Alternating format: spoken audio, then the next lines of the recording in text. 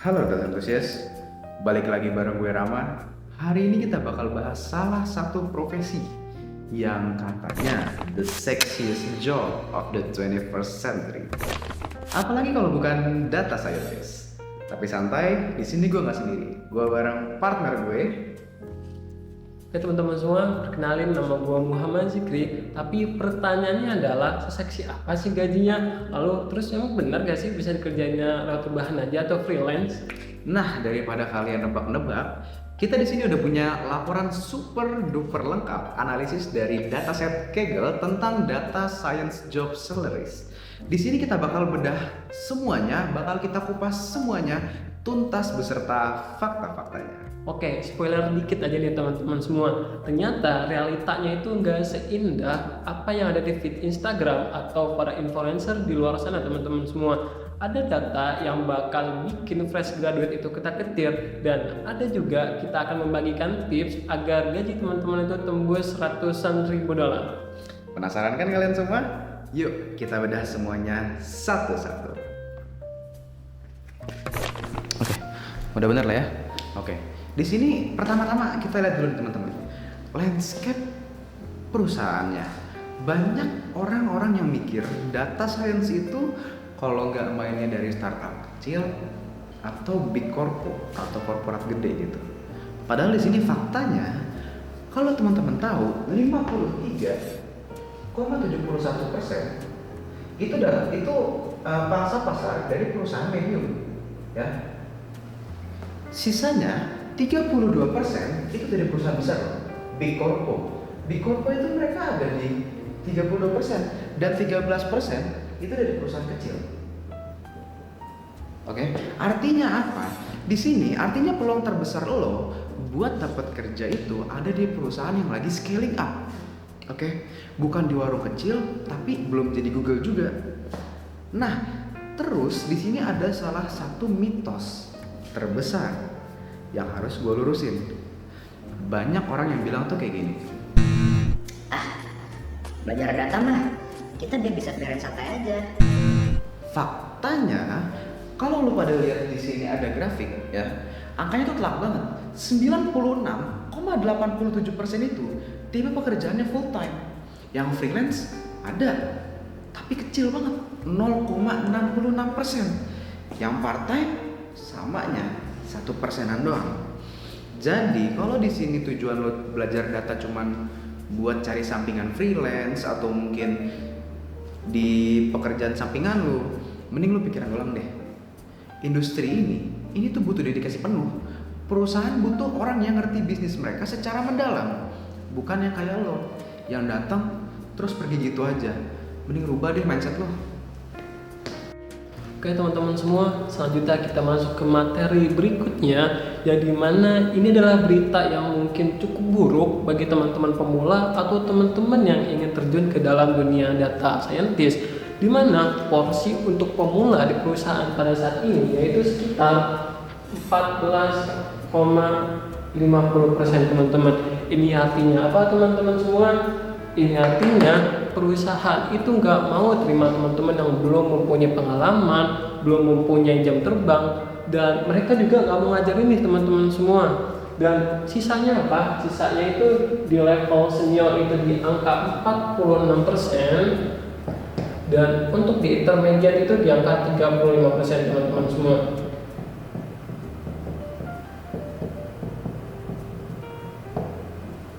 Dan ini semua teman-teman semua adalah salah satu permasalahan yang ada di Indonesia teman-teman semua. Karena kenapa? Karena setiap tahun banyak sekali lulusan di luar sana, tapi lowongannya itu mengharuskan mereka untuk mempunyai pengalaman teman-teman semua. Dan mungkin ini adalah tips dari gua teman-teman semua, agar teman-teman yang masih di sekolah atau teman-teman yang masih kuliah, IPK atau biasa aja itu udah cukup teman-teman semua. Teman-teman harus banyakin pelatihan, banyakin workshop, banyakin seminar-seminar. Agar apa teman-teman semua? Agar teman-teman let's say nggak masuk ke dalam 14,50 ini teman-teman semua. Oke teman-teman, sekarang kita bakal masuk ke topik yang paling kalian semua tunggu, alias cuannya. Oke, apakah gaji dari data scientist itu global atau malah region? Sebelum kita beranjak lebih jauh, gue pengen kalian semua lihat data ini, oke? Yang warna biru gelap itu gajinya paling tinggi. Itu di mana? Itu di USA.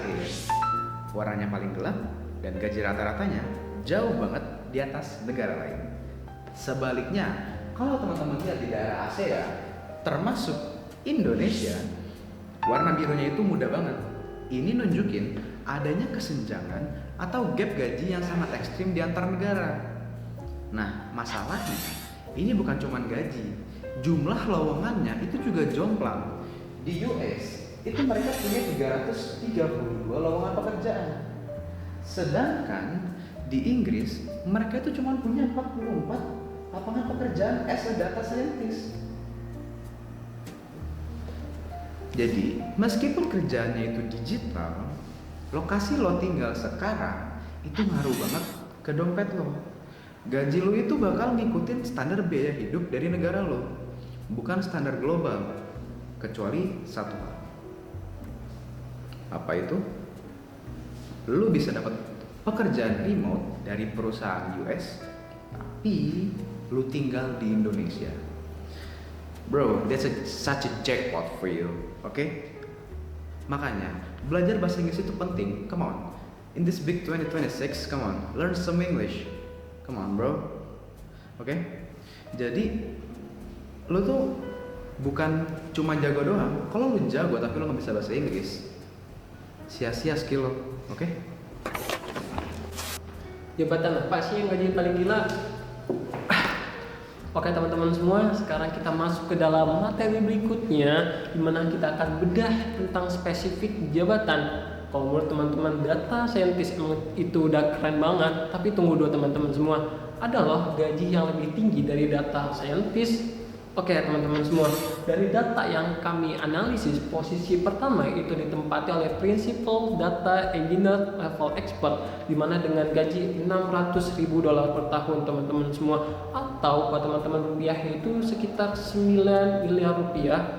Dan di bawahnya itu ada Financial Data Analyst, itu di level intermediate dengan gaji $450.000 per tahun. Dan ini adalah angka yang menarik teman-teman semua. Kenapa menarik teman-teman semua?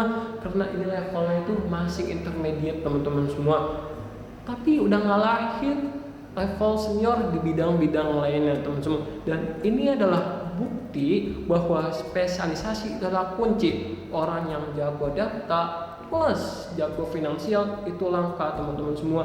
Dan makanya perusahaan itu mau dan berani membayar teman-teman itu mahal banget ke teman-teman itu jago di niche tertentu. Dan kalau misalnya nih teman-teman cuman general data scientist, itu bakal kalah saing teman-teman semua. Tapi kalau teman-teman itu jago di bidang tertentu seperti finansial atau engineer, gaji teman-teman itu bakalan naik drastis teman-teman semua. Dan dilihat dari minat pasar, 3 peran utama itu masih dipegang oleh data scientist, data engineer, dan data analyst. Tapi kalau teman-teman mau lebih cuan lagi, teman-teman harus menjadi spesialis teman-teman semua. Oke teman-teman, dari semua data yang udah kita paparin, kira-kira apa sih yang harus kalian lakuin? Terutama buat teman-teman yang saat ini lagi pada belajar. Oke, berdasarkan laporan yang tadi udah kita paparin, di sini gue sama partner gue udah nemuin 3 strategi utama yang bisa kalian terapin. Yang pertama, kalian itu jangan jadi generalis, ya. Kalian jangan jadi generalis. Kenapa? Kalau misalkan kalian cuma belajar analisis dasar tanpa ngedalamin suatu bidang tertentu, misalkan kalian ngedalamin machine learning ops atau mungkin data engineering, ya skill kalian sia-sia gitu loh. Karena kalau misalkan kalian spesialisasi di bidang tertentu, maka gaji kalian bisa tinggi. Yang kedua, kalian bisa accelerate portofolio kalian. Nah, di sini ini tuh buat lo yang para fresh graduate. Ingat, lowongan entry level itu dikit, ya. Gue tekenin dikit banget. Lo tuh harus punya portfolio proyek real, biar lo tuh dianggap minimal setara sama intermediate. Yang terakhir, yang ketiga, lo harus targetin pasar global. Kalau lo pengen gaji dolar, jangan cuma ngelamar di perusahaan lokal dong, targetin buat lo bisa remote work di US atau di Europe ya. Jadi kuncinya itu ada 3. Lo upgrade skill teknis, bangun portofolio lo, dan lagi-lagi gue remind sama lo, asah bahasa Inggris lo, belajar bahasa Inggris. Okay? You guys to do. Okay, learn some English. 3. Nah itu dia teman-teman, bedah data kita hari ini tentang gaji data science. Ternyata memang data itu nggak pernah bisa bohong ya teman-teman ya. Ada peluang besar, tapi tantangannya juga nggak main-main loh.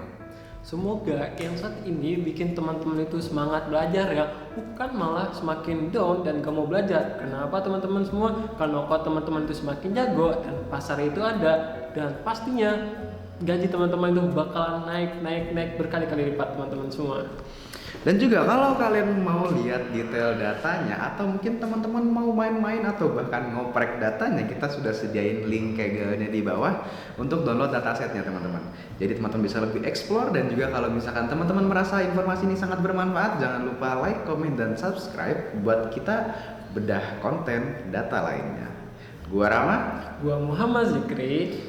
kita pamit, sampai jumpa di video berikutnya. Goodbye.